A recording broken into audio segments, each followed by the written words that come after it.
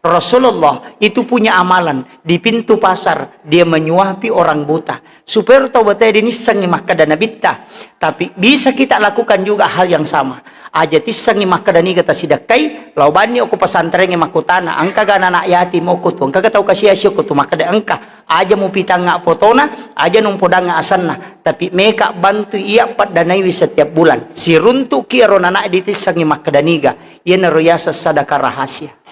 Maka de kulalan hadisa nigi mapunai sadakah rahasia ya matu kokui pada masar ipalala tawe hilalalalanganna lai culi ya tu tawe ni bawa lokon rama kanjai maka dete fulan bin fulan ya anu angkamu nak si baki malalang magi nanti de bawang maka de pong Allah Ta'ala podangi malaikana podangi maka de pure itaro okon rama kanjai na rahasia kangi pong Allah Ta'ala karena dia melakukan amal rahasia ketika dia hidup di dunia.